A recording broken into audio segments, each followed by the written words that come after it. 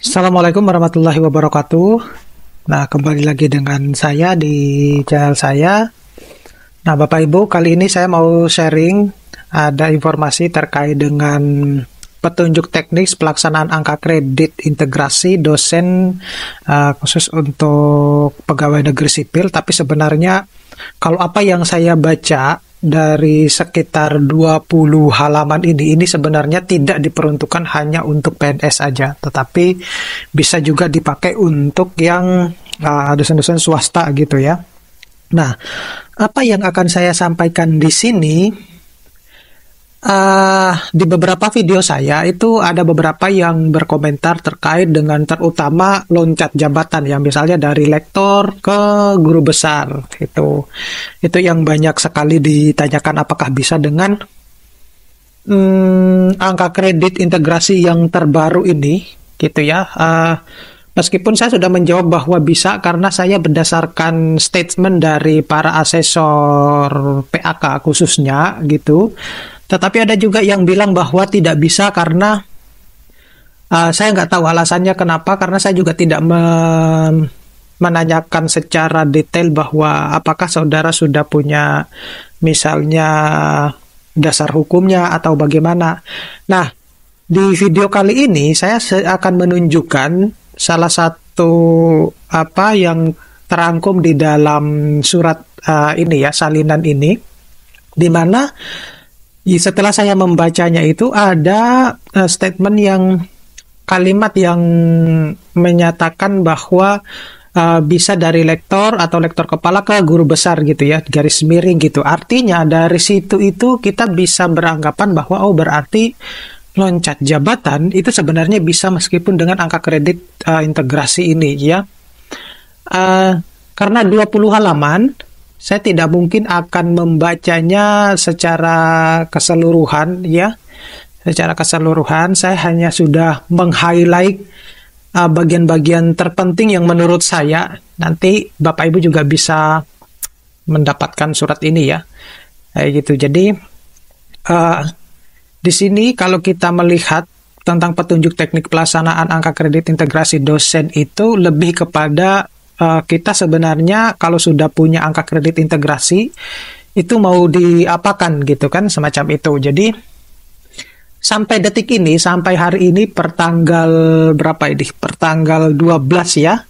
Itu untuk angka kredit integrasi itu hanya baru pada dosen-dosen ASN atau dosen-dosen PNS. Sedangkan untuk dosen-dosen yang non PNS itu masih belum muncul, sudah muncul di sisternya masing-masing, tapi belum bisa kita melakukan penarikan data. Nah, di situ juga banyak yang bertanya bahwasanya, lah kenapa kok angka kredit integrasi saya, hasil finalnya itu adalah melebihi jumlah KUM untuk guru besar. Nah, ini yang belum bisa saya jawab karena kebetulan di kampus kami itu nanti hari Senin tanggal berapa ya? 15 ya. Tanggal 15 itu baru kita akan mengundang salah satu pembicara yang salah satunya menangani tentang angka kredit integrasi ini. Nanti saya juga kebetulan nanti akan saya tanya terkait dengan jumlah angka kredit yang begitu melampaui, karena case-nya itu Bapak Ibu, saya kasih case ya. Kasusnya itu adalah ada dosen yang katakanlah pendidikannya S2 tetapi jumlah angka kreditnya itu melebihi guru besar, KUM guru besar. Apa sebenarnya maksud dari itu? Saya belum bisa berani menjawab karena saya harus butuh jawaban yang pasti dari pembicara yang memang mengetahui terkait dengan hal tersebut. Jadi nanti kalau saya sudah dapat informasinya, secepatnya saya akan berikan ke Bapak Ibu, akan saya share gitu ya, gitu. Nah, berkaitan dengan petunjuk teknis ini, saya ingin menjelaskan terkait dengan beberapa hal yang menurut saya itu penting. Nah, kalau seperti yang langkah pelaksanaan angka kredit integrasi ini saya tidak perlu menjelaskannya Bapak Ibu, karena menurut saya Bapak Ibu ya saya kira sudah paham ya, sudah tahu prosesnya semacam apa ya, karena kalau di kampus kami itu kemarin itu adalah masing-masing dosen itu akan mendapatkan file Excel dulu, ya, file Excel dulu. Jadi kalau menurut saya file Excel itu seperti kita mensimulasikan, menghitung angka kredit kita yang kemudian dikonversi menjadi angka kredit integrasi. Habis itu kita masukkan ke sister kita masing-masing, ya, masuk ke sister masing-masing. Nah, ini secara garis besar itu seperti ini Bapak Ibu ya. Saya kira saya tidak perlu menjelaskan secara detail terkait dengan ini. Yang terpenting itu adalah ini yang ada di format F, pengakuan angka kredit dosen ini. Yang nanti akan saya jelaskan. Ini yang saya bold ini. Apakah dosen itu bisa loncat jabatan dari lektor ke guru besar? Jadi nanti di dokumen ini kita juga bisa melihatnya Bapak Ibu ya.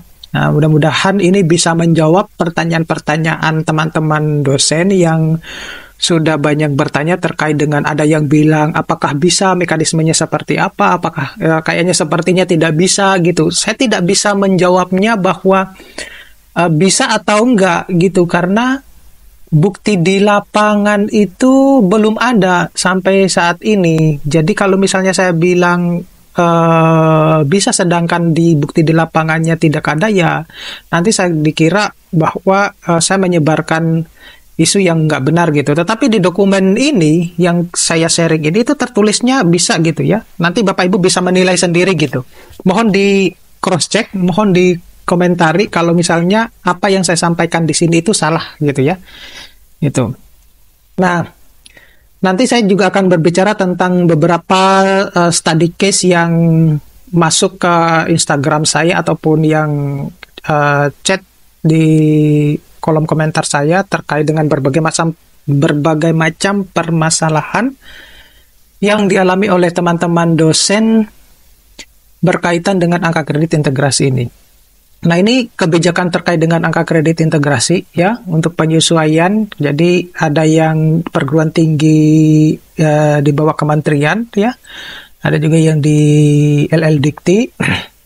Nah, berhubungan dengan rumus perhitungan, saya sudah menjelaskan Bapak Ibu di beberapa video saya, bahkan sudah saya sisipkan di dalam video saya itu terkait dengan rumus perhitungannya. Yang jelas itu adalah berdasarkan peraturan BKN ini. Ya, kita tidak bisa merujuk pada satu, Bapak Ibu, sekali lagi saya tekankan bahwa kita tidak bisa merujuk hanya pada satu sumber. Ya, kemarin ada yang menyatakan bahwa untuk menjadi profesor sepertinya sulit untuk berdasarkan dari Permenpan RB ya, tetapi kita harus juga merujuk kepada peraturan yang lain gitu. Nah, angka kredit penunjang ini diisi berdasarkan ini ya. Jadi ada jika melebihi ada 20%-nya dan tidak melebihi tidak ada persennya. Oh iya, ada ketika saya kemarin menanyakan di salah satu asesor PAK itu, angka kredit integrasi itu khusus untuk bidang 2 itu dinilai full. Dinilai full. Beda ya sama yang zaman dulu masih PO PAK itu. Kalau case yang ada di LLDikti kami itu adalah dinilainya 70-80%. Nah, sedangkan kalau di angka kredit integrasi itu bidang 2-nya, yaitu dalam hal ini adalah publikasi, itu dinilai full, jadi tidak ada pengurangan nilai gitu ya, tidak ada pengurangan nilai. Dan pada akhirnya, nilai yang Bapak Ibu dapat itu besar kemungkinan melebihi KUM dari KUM-nya guru besar. Padahal misalnya yang bersangkutan S2 atau bahkan ya sudah lulus S3, tetapi kan meskipun nilai KUM-nya itu katakanlah melebihi dari itu, tetapi kalau dia tidak punya syarat khusus untuk ke guru besar, ya maka tetap tidak bisa untuk diajukan ke guru besar. Semacam itu. Nah, yang saya highlight di sini itu adalah, bentar Bapak Ibu, kita mencari dulu.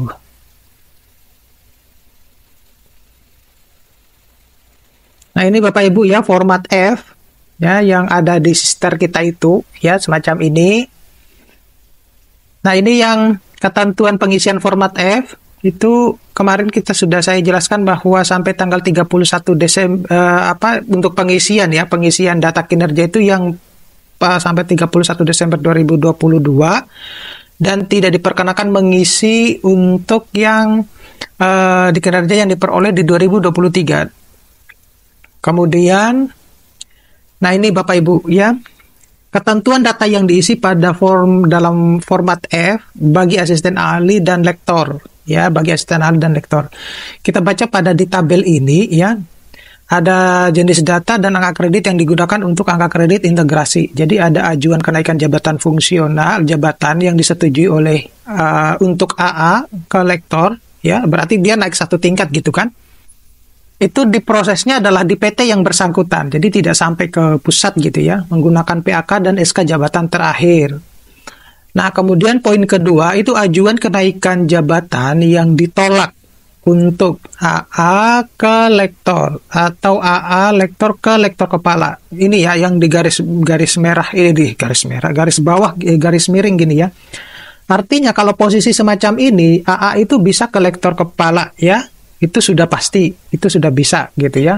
Artinya tidak bisa dong AA langsung ke guru besar, enggak ya. Kemudian proses oleh PT menggunakan data pengakuan PAK terakhir ditambah dengan kinerja sampai tanggal 31 Desember.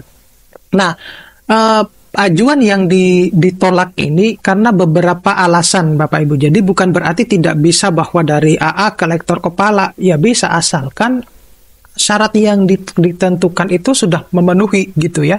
Kalau tidak memenuhi ya pasti akan ditolak. Nah, gitu. Hanya saja yang membedakan itu adalah khusus untuk yang asisten ahli maupun yang lektor itu diprosesnya adalah di PT ya, di perguruan tingginya menggunakan pengakuan PAK terakhir ditambah dengan kinerja sampai dengan tanggal 31 Desember 2022. Kemudian pada poin ketiga, AA dan lektor yang tidak mengajukan kenaikan Bapak Ibu. Jadi di angka kredit integrasi itu tidak hanya monoton bahwa kita bisa naik jabatan fungsional atau enggak gitu ya. Tapi ada proses juga yang tidak mengajukan ya, tidak mengajukan ke kenaikan ya, tidak mengajukan ke kenaikan pangkat misalnya semacam itu. Nah, sekarang kita berbicara tentang bagi lektor kepala dan profesor nih. Ya, bagi lektor kepala dan profesor, kita fokus kepada tabel ini saja ya. Jadi dari lektor kepala ke profesor yang disetujui, yang telah diproses dan disetujui, ya ini sampai di bold ya, untuk kenaikan jabatan termasuk. Nah ini yang saya sering dalam beberapa video saya yang saya bilang bahwa bisa gitu loh, yang dari lektor ke guru besar. Ya. Asisten ahli ataupun yang lektor yang menjadi naik ya, yang naik menjadi lektor kepala ya. Jadi asisten ahli ini kenapa lagi nih? Nah, ini asisten ahli, ya Bapak Ibu ya.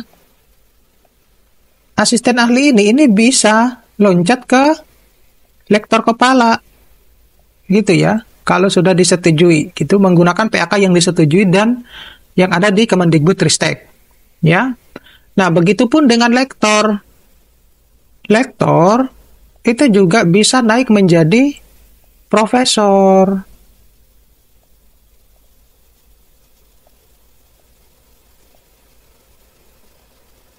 Nah, bisa menjadi profesor.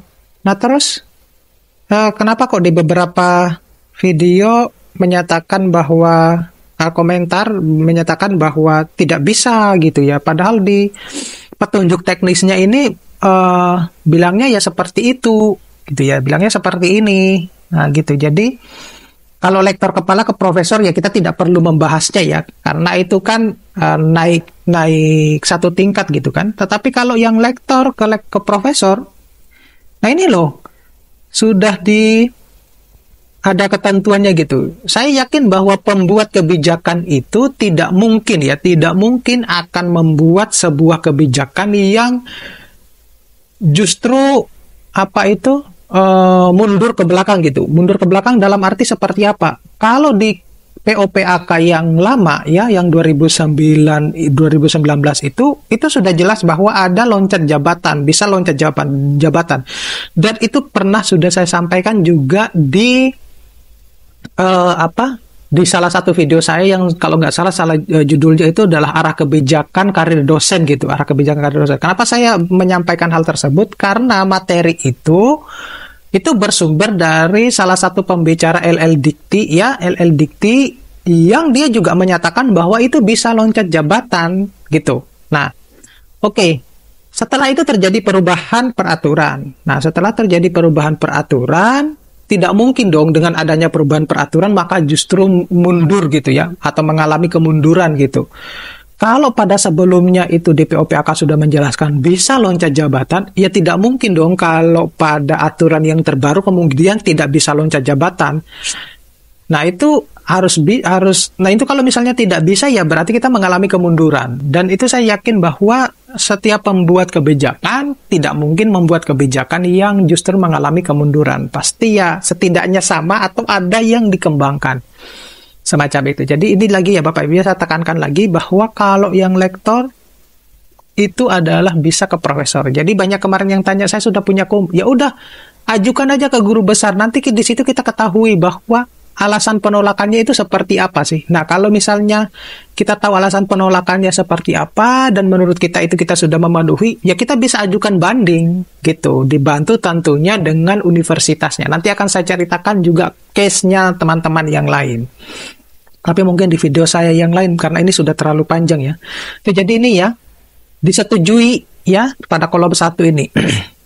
Kemudian LKI yang ajuan kenaikan jabatan ke profesornya belum disetujui. Ini yang belum disetujui. Jadi kementerian memproses dengan ketentuan jika tidak melakukan pengakuan menggunakan data angka kredit yang digunakan saat pengajuan reguler. Ya, gitu. Jadi yang mengajukan itu tidak melakukan pengajuan secara reguler dulu, ya, semacam itu. Kemudian jika melakukan pengakuan angka kredit menggunakan data pengakuan yang ada di dalaman kemendikbud.go.id, tidak dengan hasil penilaian angka kredit.